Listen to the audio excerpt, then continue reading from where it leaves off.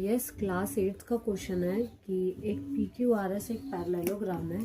P Q R S एक parallelogram है जिसमें हमें एंगल, ये बाहर वाला एंगल 40 डिग्री दे रखा है। अब हमें इसमें angle S, angle R, P Q और क्यू आर निकालना है। तो सबसे पहले हमें क्या निकालना है? Angle S.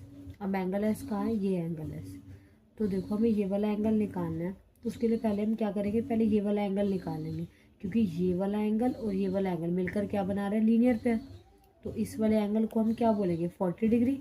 और इस वाले एंगल को बोल देते हैं हम एंगल क्यू, क्योंकि ये अंदर वाला एंगल क्यू, इसकी जगह पर एंगल क्यू की जगह पर हम एंगल आर क्यू पी भी लिख सकते हैं, या फिर सिर्फ एंगल क्यू लिख लो।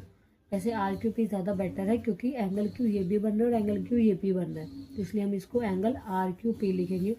तो हम लिखेंगे 40 degree plus angle R Q P का सम किसके इक्वल होगा? 180 के, ब्रैकेट पे लीनियर पेयर। अब 40 प्लस इधर आके माइनस हो जाएगा, तो R Q P equals to 180 minus 40। तो आर क्यू पी की वैल्यू कितनी आ जाएगी? 140। तो इसकी वैल्यू कितनी हो गई अंदर? 140। अब पता है कि जो ये वाला एंगल है वो किसके ऑपोजिट होगा? इस वाले एंगल के, क्योंकि पैरेललोग्राम के ऑपोजिट एंगल क्या होते हैं? इक्वल।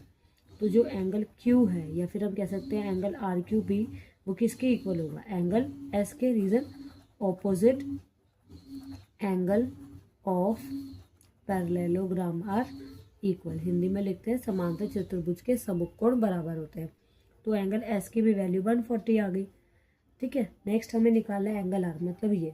अब ये एंगल आमने सामने, और आमने सामने वाले एंगल का सब 180 होता है। तो angle S plus angle R equals to 180।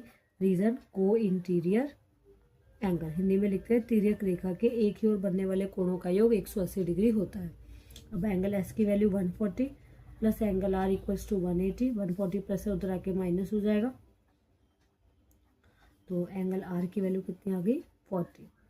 अब एंगल आर भी निकल गया, एंगल एस भी निकल गया। नेक्स्ट निकालना है पी क्यू। पी क्यू कहाँ पर है? यहाँ पर। तो देखो ये सामने, आमने सामने वाली साइड है, तो ये जो साइड है एस आर किसके इक्वल होगी? पी क्यू के। तो लिख लेते हैं कि जो एस आर है वो इक्वल होगी पी क्यू के। दोनों कितने हो जाएंगे? 15 centimetre. Reason opposite sides of parallelogram are equal, कि जो ऑपोजिट साइड होती है पैरेललोग्राम की वो इक्वल होती है। इसका मतलब पी क्यू की भी लेंथ कितनी आ गई? 15 सेंटीमीटर। हिंदी में लिखेंगे समांतर चतुर्भुज की सम्मुख भुजाएं बराबर होती है। नेक्स्ट हमें क्यू आर निकालना है।